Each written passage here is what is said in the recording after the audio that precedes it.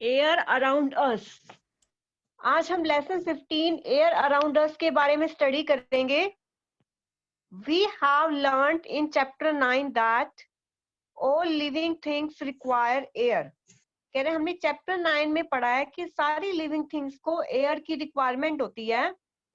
But have you scene air? क्या तुमने air को देखा है? सारी जितनी भी लिविंग थिंग्स हैं उनको एयर की रिक्वायरमेंट होती है। क्या हमने एयर को देखा है? You might not have seen air, but surely you must have felt its presence in so many ways. कह रहे हमने एयर को देखा तो नहीं है, लेकिन उसको जो प्रेजेंस है उसको हमने फील किया है।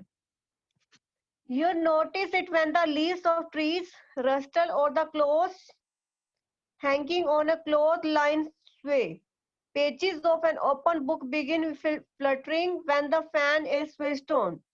चैप्टर 9 में हमने पढ़ा है कि all living things required air. सभी लिविंग थिंग को एयर की रिक्वायरमेंट होती है। लेकिन क्या हमने एयर के बारे में पढ़ा है? क्या हमने देखा एयर को? हमने एयर को देखा नहीं है, लेकिन उसकी जो प्रेजेंस है उसको फील किया है। You notice it when the leaves of the tree rustle और the clothes hanging on a cloth line away. कह रहे कि तुमने नोटिस किया है कि जो लीव्स है ट्रीज की, रस्टल और the clothes hanging on a cloth line away, pages of an open book begin fluttering when the fan is switched on. कि जब फैन को स्विच ऑन करते हैं, जो ओपन बुक है उसके पेज जो है फ्लटर्ड हो जाते हैं, मतलब इधर उधर फैल जाते हैं हवा की वजह से। और जो लीव्स है ट्री की और वो जो क्लोथ्स हैं जो टंग रहे होते हैं, वो जो है हमारे, वो भी रस्टल करने लग जाते हैं। The moving air makes it possible for you to fly your kite. Do you remember activity 3 in chapter 5 in which you separated the sand and sawdust by winnowing?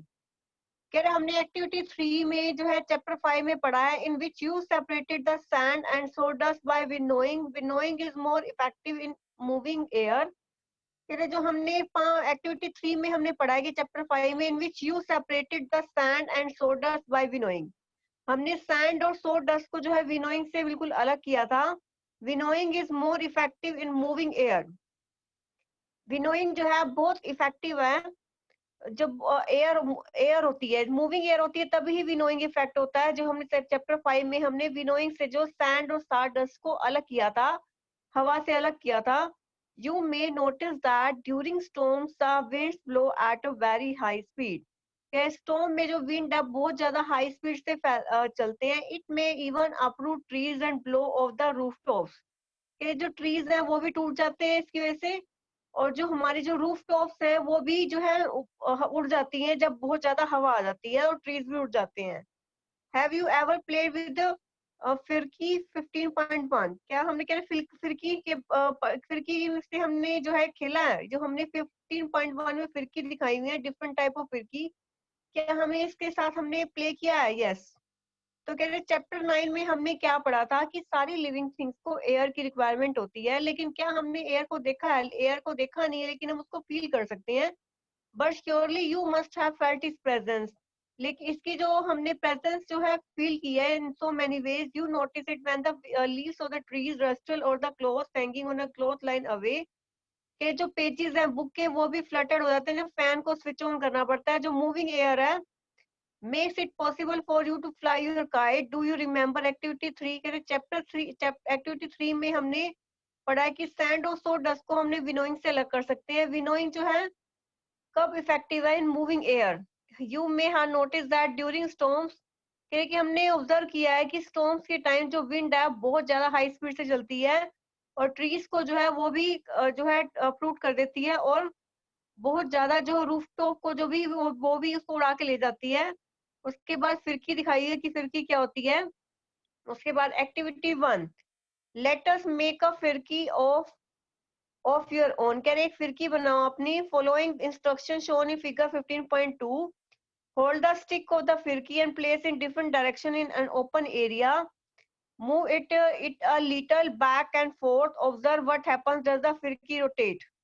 कह रहे हमने एक फिरकी बनानी है अपनी। Following the instruction shown in the figure 15.2। 15.2 में figure दिखा हुआ है। Hold the stick on the of the फिरकी and place in different direction in open area. Move it a little back and observe forth. Observe what happens does the फिरकी rotate. What makes a phirki rotate? Moving air isn't. Have you seen a weather cock it shows the direction in which the air is moving at that place. तो ये कह रहा है कि हमारा जो activity 1 में एक फिरकी बनानी है अपनी, फॉलोइंग इंस्ट्रक्शन दी हुई है, hold the stick of the फिरकी and place in different direction and open area. कह जो फिरकी की स्टिक जो है अपने हाथ में लेनी है, place in different direction in open area, और उसको जो है डिफरेंट डायरेक्शन में ओपन एरिया में रोटेट कराना है। Move it little back and fourth उसको मूव कराना है। Observe what happens, does the फिरकी रोटेट, क्या फिरकी रोटेट करती है? What makes a phirki rotate, तो फिरकी को कौन रोटेट कराता है? मूविंग एयर या कुछ और? मूविंग एयर ही फिरकी को रोटेट कराती है। तो हमने एक फिरकी बनानी है पहले, उसके लिए क्या करना है, एक स्टिक लेनी है फिरकी की, place in different direction in open area, move it little and back and fourth.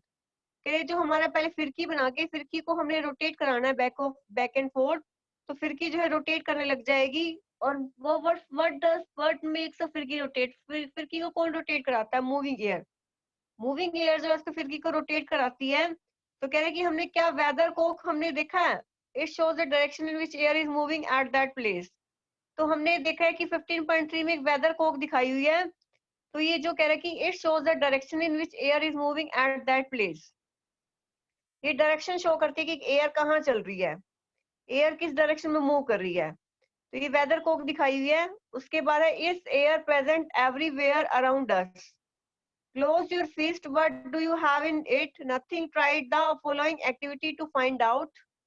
Activity 2, take an empty open bottle, is it really empty or does it have something inside? Turn it upside down, is something inside it? Now dip the open mouth of the bottle into the bucket filled with water as shown in figure. Observe the bottle, does water enter the bottle? Activity 2 में क्या कह रहा है कि एक empty open बोतल लेनी है, इज इट रियली एम्प्टी और does it have something inside? कह रहे हमने एक एम्प्टी बोतल ले ली, इज इट रियली एम्प्टी, क्या वो बिल्कुल खाली है या उसके अंदर कुछ है? टर्न इट अपसाइड डाउन, कह रहे उसको ऊपर नीचे लेके जाओ, is something inside it now, क्या उसके अंदर अभी भी कुछ है? हमने एक एम्प्टी बोतल ले ली, इज इट रियली एम्प्टी और does it have something inside, क्या इसके अंदर कुछ है या बिल्कुल खाली है वो? उसको अपसाइड डाउन करो। उसके बाद कह रहे हैं now dip the open mouth of the बोतल into the bucket filled with water as shown in figure. Observe the बोतल, does the water enter the बोतल? नाउ टिल्ट द बोतल स्लाइटली। अब कह रहे जो बोतल का जो ओपन माउथ है उसको हमने डिप करना है बकेट के अंदर, जैसे 15.4 में दिखाया हुआ है कि बोतल के जो ओपन माउथ है वो हमें बकेट में हमने डालना है। ऑब्जर्व द बोतल, अब उसको बोतल को ऑब्जर्व करो, डस वाटर एंटर द बोतल, क्या पानी जो है बोतल में एंटर करता है? नाउ टिल्ट द बोतल स्लाइटली, अब बोतल को थोड़ा सा टिल्ट कर दो, does the water now enter the बोतल? Do you see bubbles coming out of the बोतल और hear any bubbly sound? Can you now guess what was in the बोतल? कह रहा बोतल को ऑब्जर्व करो, डस वाटर एंटर द बोतल, क्या पानी इसमें एंटर करता है? नाउ टिल्ट द बोतल स्लाइटली, अब पानी को जो है टिल्ट करना है, does the water now enter the बोतल, फिर क्या पानी अभी भी इसके अंदर एंटर करता है? Do you see bubbles coming out of the बोतल, कह रहे क्या जो बबल्स इसके अंदर नजर आते हैं, जो हमारी जो बोतल्स है इसके अंदर बबल्स नजर आ रहे हैं? और near here any bubbling sound, can you now guess what was in the बोतल? कह रहे क्या इसके अंदर क्या था कि किसकी वजह से बबल्स बने थे? वो था एयर, बोतल के अंदर एयर थी, एयर की वजह से एयर जब पानी में एंटर करी तो पानी में जो है बबल्स बन गए।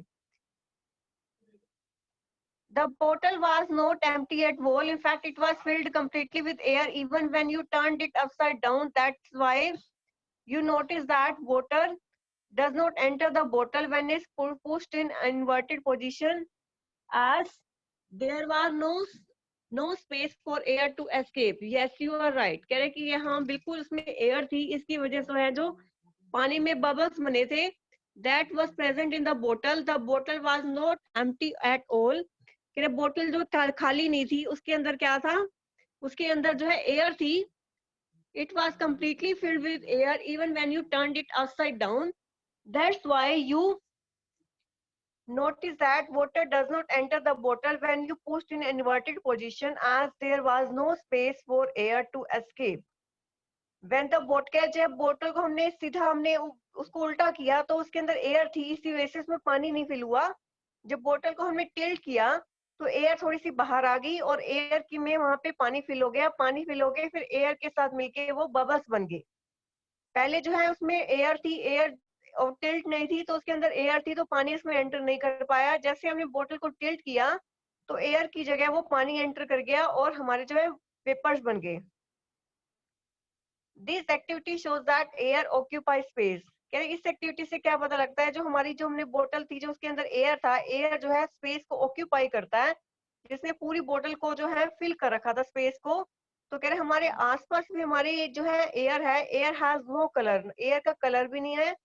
And one can see through it, it is transparent, और ये बिल्कुल ट्रांसपेरेंट होती है, इसका कोई कलर नहीं होता। Our earth is surrounded by a thin layer of air.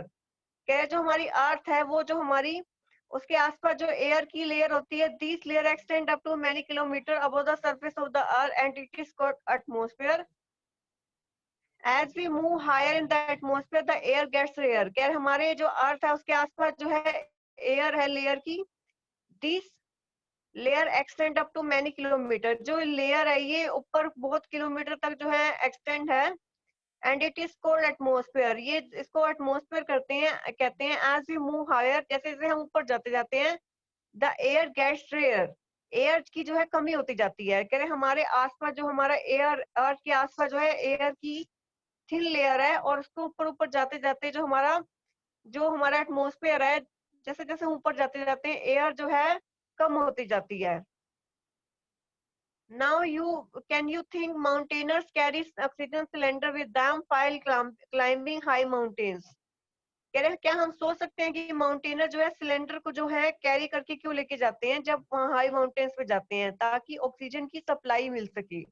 Oxygen cylinder लेके जाते हैं ताकि इनको वहाँ पे जो है ऑक्सीजन की कमी होती है, तो माउंटेनर्स जो है साथ में ऑक्सीजन सिलेंडर लेके जाते हैं।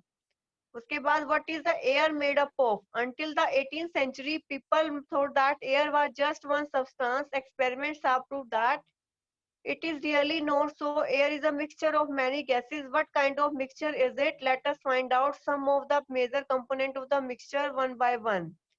ये जो एयर है किस किस से मिलके बनी है? Until the 18th century people thought that the air was just one substance. Air जो है बिल्कुल एक सब्सटेंस माना जाता था। Experiments have prove that it is really not so. Experiment से प्रूव होता है इट इज, ऐसा नहीं है कि एयर में बहुत सारी गैसेस होती हैं, वो मिक्सचर क्या होता है? Let us find out some of the major component of the mixture one by one. कह रहे हैं एक एक कंपोनेंट जो है इसको हम स्टडी करते हैं कि एयर जो है किस किस से मिलके बनी है। सबसे पहला है water vapour. We have learned earlier that air contains water vapour. Air के अंदर जो वाटर वेपर होता है। We also saw that when air comes in contact with a cool surface, जब air जो है ठंडे surface के साथ contact में आती है, तो ये condense होके जो है water droplet बनाती है। The presence of water vapor in air is important for the water cycle in nature. तो कह रहे water vapor की वजह से ही जो है वो present जो water vapor जो है air में important होती है water cycle को maintain करने के लिए। तो हमने क्या पढ़ा कि एयर जो है सिंपल एक गैसेस का मिक्सचर नहीं है, एयर में बहुत सारी गैसेस होती हैं। सबसे पहला है वाटर वेपर और दूसरा है oxygen. In the presence of your teacher fix two small candle of the same length on a table, light both the candles. कह रहे जो हमने क्या करना है, in the presence of your teacher fix two small candle. कह रहे दो जो है कैंडल लेनी है, सेम लेंथ की लेनी है, और उसमें लाइट बोथ द कैंडल, दोनों जो कैंडल को जलाना है। Cover one of the candle with inverted glass tumbler, और उसको जो है ग्लास टम्बलर से कवर कर देना है। Observe both the candle carefully, और उसको केयरफुली इसको ऑब्जर्व करना है। Do both the candle continue to burn और go off? You must have observed that the candle covered with glass tumbler not extinguished after some time, whereas the other candle continued burning.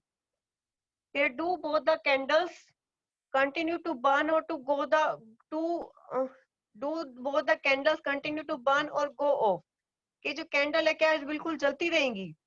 तो सबसे पहले क्या करा कि हमने दो candle ली, उसको जलाया, उसके ऊपर टम्बलर रखा। Light both the candle, cover one of the candles with inverted glass, उसको ग्लास से जो है उल्टा कर दिया। Observe both the candle carefully, अब उसको जो केयरफुली जो ऑब्जर्व करना है।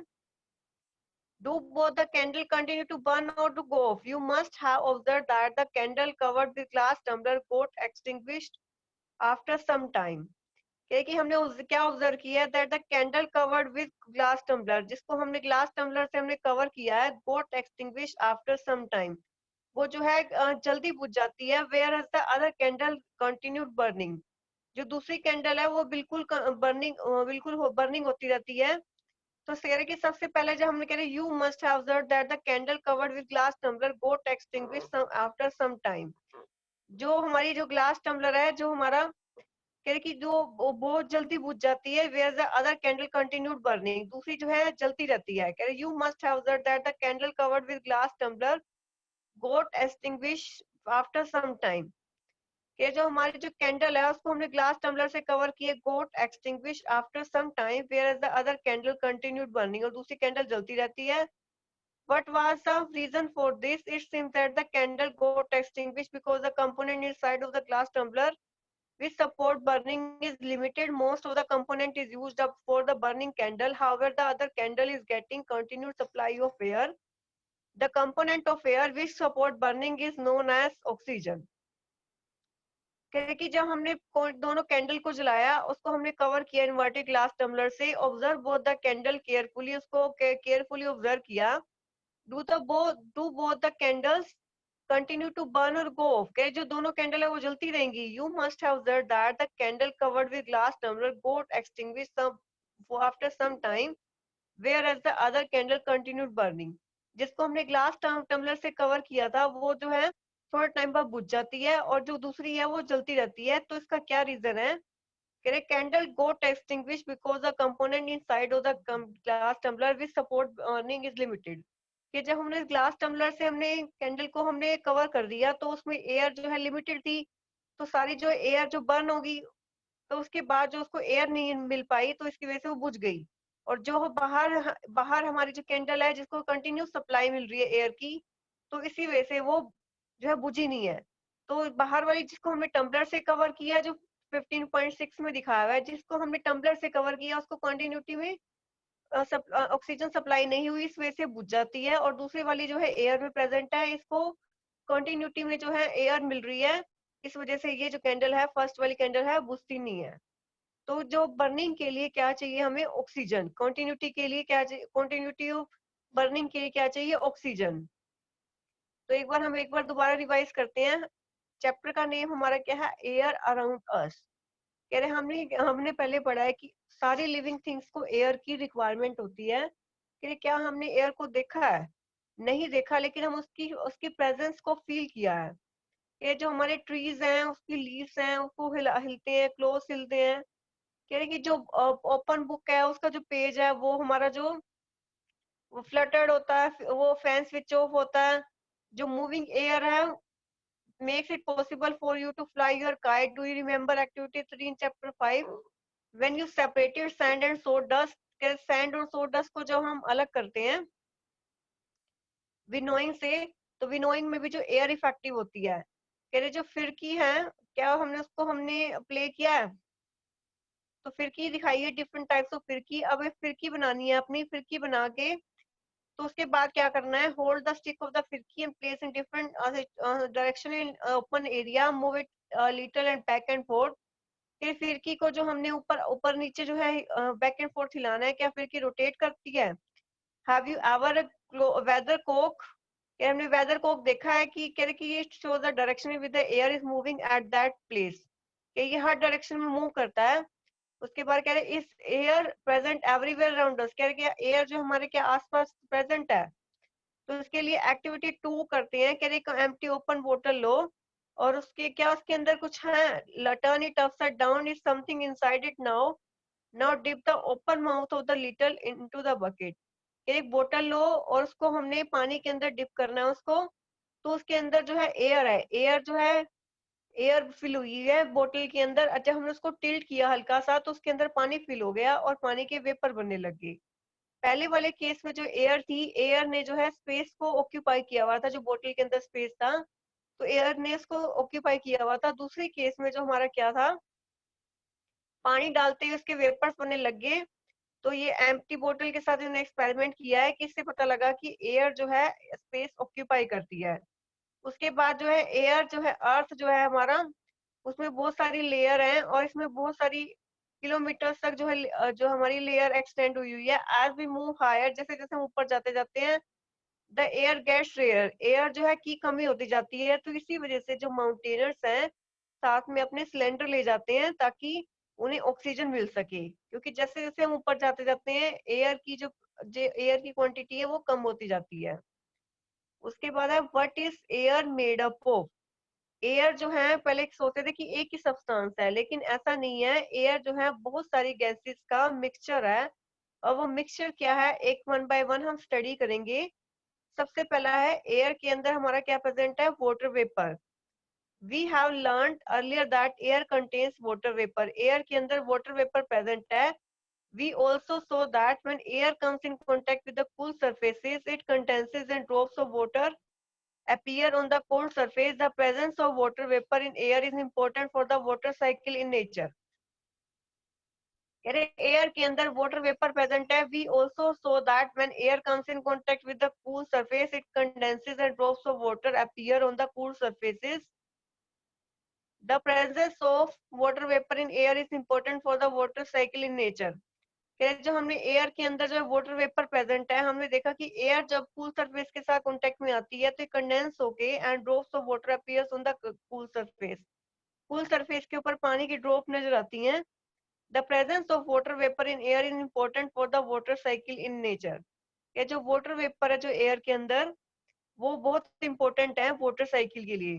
तो सबसे पहला हमने कंपोनेंट पढ़ा वाटर वेपर। वाटर वेपर में एयर में वाटर वेपर प्रेजेंट होते हैं। जब एयर जो है पानी के सरफेस के साथ कांटेक्ट में आती है तो कह रहे कि it condenses and drops of water appear on the cool surfaces. और ये जो पानी जो फिर ठंडे होके जो है ये पानी के ड्रॉपलेट बनाती है। तो कह रहे presence of water vapour in air जो है हमारा जो एयर के अंदर जो वाटर वेपर प्रेजेंट है वो जो है हमारी इंपॉर्टेंट है वाटर साइकिल मेंटेन करने के लिए। उसके बाद है oxygen. In the presence of your teacher fix two small candle of the small length same length on the table. क्या हमारी जो ऑक्सीजन है in the presence of your teacher fix two small candle, कह रहे दो small candle लो small length की और उसको जलाओ। जलाने के बाद पहले वाले को उल्टे ग्लास से कवर कर दो और उसके बाद उसको ऑब्जर्व करो।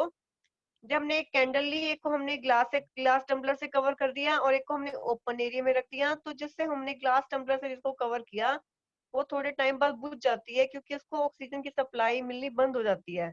और पहले वाली जो कैंडल है जो एयर में रखी हुई है उसको कंटिन्यूटी में ऑक्सीजन की सप्लाई मिल रही है, तो इसकी वजह से वो बुझती नहीं है। तो हमें क्या पता लगा कि किसी भी चीज को जलने के लिए ऑक्सीजन की नेसेसिटी, ऑक्सीजन जो है बहुत जरूरी है चाहिए।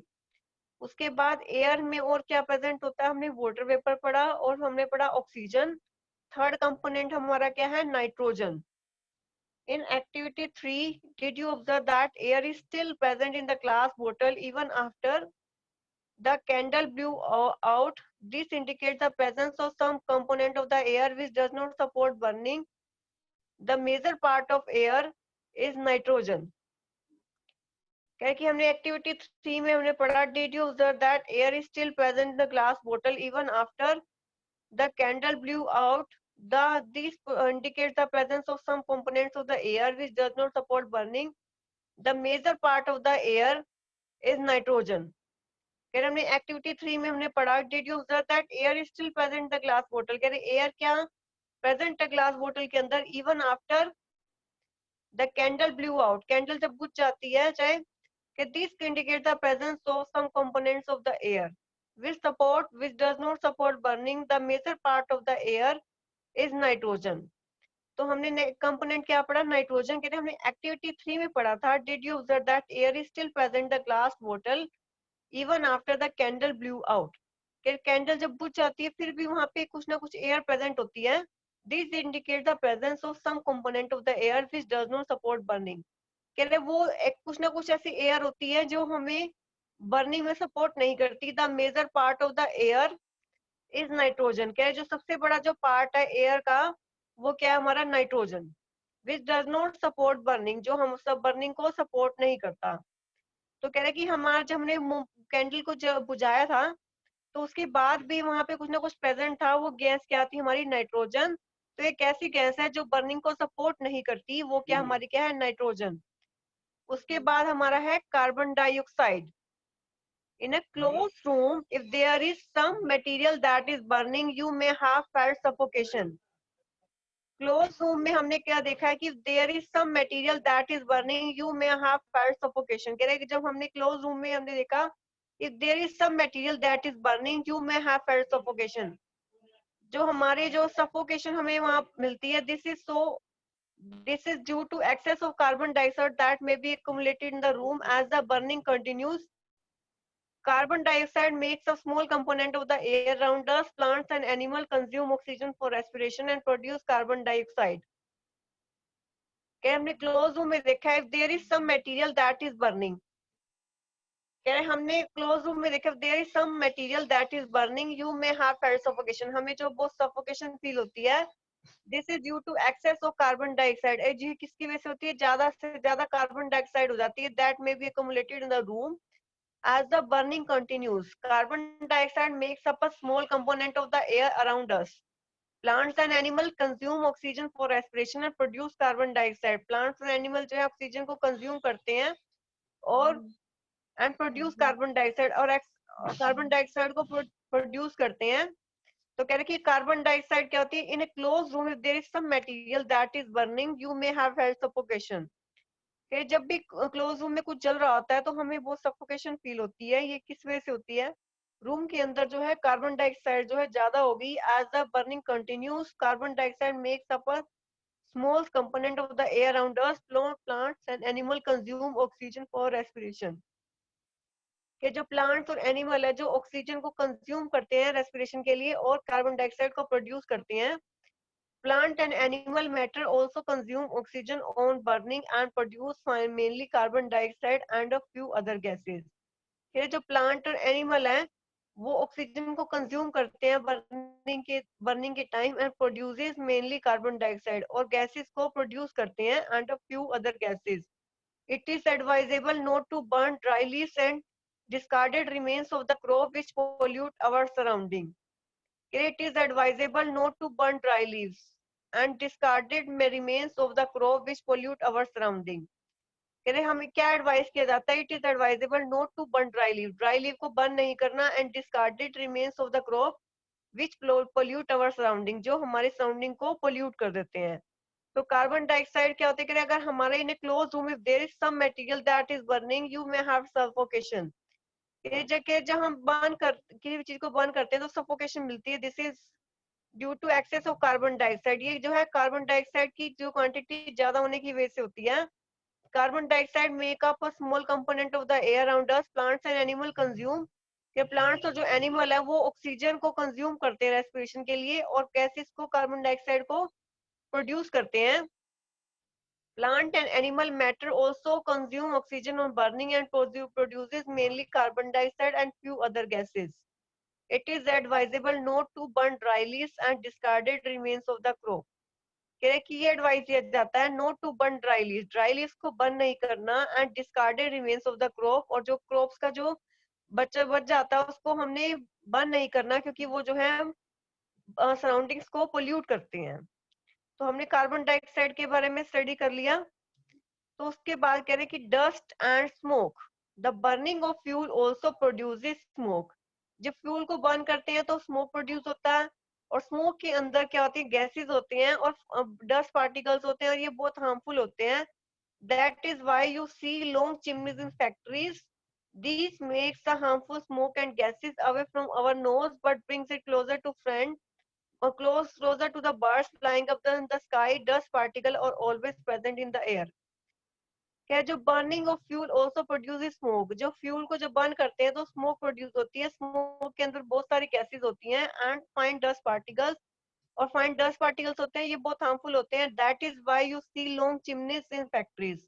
क्या हमने देखा है कि लॉन्ग चिमनीज देखी हैं फैक्ट्रीज के अंदर। This make the harmful smoke and gases away from our nose but brings it closer to the birds flying up in the sky.